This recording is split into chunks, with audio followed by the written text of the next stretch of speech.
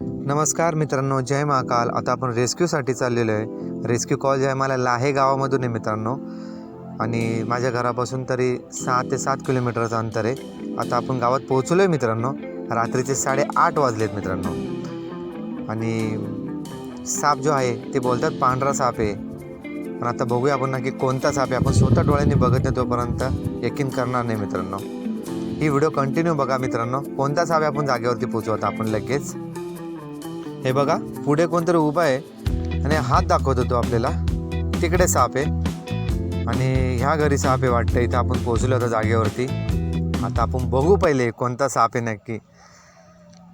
आणि त्यांचं खूप धन्यवाद, त्यांनी कॉल करून बोलवल्याबद्दल. सापाला मारलं नाही. आणि साप जो आहे बघा जिन्याच्या खाली आहे, खाली लपलेला इकडे.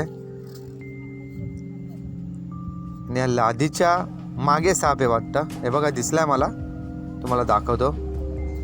हे लादीच्या मागे साप आहे इथे. आणि इंडियन स्पॅक्टिकल कोब्रा आहे मित्रांनो. त्याचं न्यूरोटॉक्सिक विष असतं आणि चावलं तर सरकारी दवाखान्यात लवकरात लवकर पोहोचण्याचा प्रयत्न करा. हे बघा, आता इकडे पुढे मला बघून तो पुढे पळालाय. हे बघा, मी आता कसा रेस्क्यू करतो फक्त बघा. एकदम रिलॅक्समध्ये करतो मी रेस्क्यू, घाई करत नाही. कोणता मग साप पकडताना घाई करू नका, एवढी सर्वांना विनंती. आणि स्टंट करू नका. हे बघा, एकदम आरामशीर पकडला मी. त्याला काही तकलीफ दिलेली नाही आहे. त्याला पण वाटलं नाही माझा स्पर्श त्याला झाला आहे म्हणून. ही व्हिडिओ तुम्हाला आवडली तर नक्कीच लाईक करा मित्रांनो. हे बघा, त्याला सर्वात पहिले मी त्याला मैदानात घेऊन जातो, कारण अडचणीमध्ये साप पॅक करणं खूप मुश्किल असतं. अशा वेळेस आपल्याला बाईट पण होऊ शकते, म्हणून त्याला मी मैदानात घेऊन गेलो. तिथे आपण व्यवस्थित त्याला पॅक करू शकतो.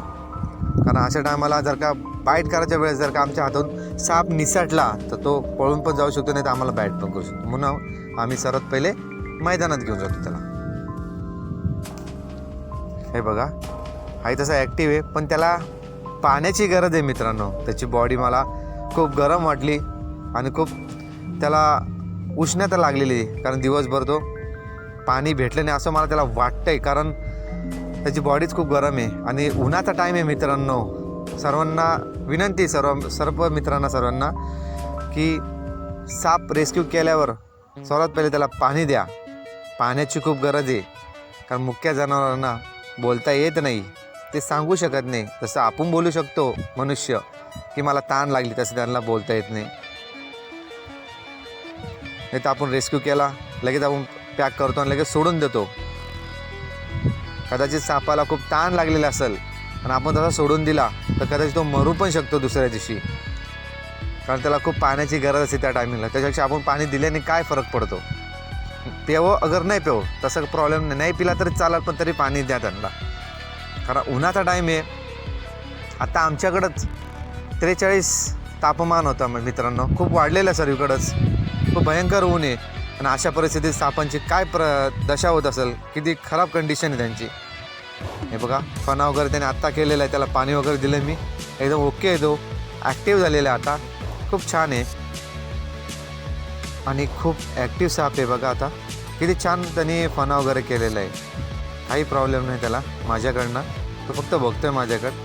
आणि मित्रांनो, परत एकदा मी सर्वांना विनंती करतो, सर्व जनतेला, सर्व पब्लिकला, की सर्वात पहिले आजूबाजूला तुमच्याकडं भरणी वगैरे असेल प्लास्टिकची, ती कापून नक्कीच घराच्या आजूबाजूला पाणी भरून ठेवा बाहेरच्या बाजूने, जेणेकरून मुका प्राणी कोणता पण येईल आणि पाणी पिऊन जाईल. कोणत्या प्राण्याला पाण्याची गरज असं सांगता येत नाही. उन्हाचा टाईम आहे, पाणी द्या नक्कीच. हे बघा, माझ्या हातावरती येत होता, मी सोडून दिला. मी असं पण त्याला हातावर घेऊ शकलो असतो मित्रांनो, काही प्रॉब्लेम. तो माझ्याकडं चावण्यासाठी नाही आला, तो माझ्या हाताची ग्रीप घेत होता वरती येण्यासाठी, तो चावण्यासाठी नव्हता येत. पण मी त्याला खाली सोडून दिला. का? कारण मला रिस्क घ्यायची नाही. एक सर्पमित्र मला गमवायचा नाही आहे. एक सर्पमित्र कमी होईल. आणि मला माहिती आहे, मी गेलो, मला काय झालं तर माझ्या गावाच्या आजूबाजूला खूप साप मारले जातील. कारण मी कुठे गेलो, आता बऱ्याच ठिकाणी मी जातो मित्रांनो, मला काय झालं तर नक्कीच सापांचा पण जीव धोक्यात आहे, एवढं नक्की. म्हणून मी खूप काळजी घेतो. मी आहे तर नक्कीच सापांचा जीव वाचू शकतो. हे बघा आता आपण पॅक करू त्याला लगेच. मला स्टंट करायचा नाहीच आहे मित्रांनो, कोणाला दाखवायचं नाही आहे. हे बघा तो जात नाही लवकर, खूप वेळ घेतला त्याने आणि मी पण त्याच्यावर जबरदस्तीने केली का बॅगरमध्ये घुसवण्याची. बघा तो स्वतःहून गेला आता आरामशीर, काही प्रॉब्लेम नाही. त्याला पॅक केला आपण आता. आजूबाजूला बघा सर्वजण बघायला होते, जवळ होते, काही प्रॉब्लेम नाही कोणाला. आता आपण याला लगेच सकाळी रिलीज करण्यासाठी आलेलो मित्रांनो, कारण आम्हाला खूप रात्र झाली होती आणि 6 किलोमीटर लांब जायला लागतं. हे बघा किती छान फना करून गेला तो सकाळचे, किती रिलॅक्स वाटलं मला याला बघून, खूप भारी वाटलं मित्रांनो. ही व्हिडिओ तुम्हाला आवडली असेल तर नक्कीच लाईक आणि सबस्क्राईब करा मित्रांनो. हे बघा इतका छान साप रात्री कसा दिसतो, आता किती छान दिसला अजूकच. 6 किलोमीटर लांब जावं लागतं म्हणून मी सकाळी सोडला याला. आणि व्हिडिओ बघितल्याबद्दल धन्यवाद मित्रांनो. सर्वांनी सुखरूप राहा, आनंदी राहा. जय हिंद, जय भारत.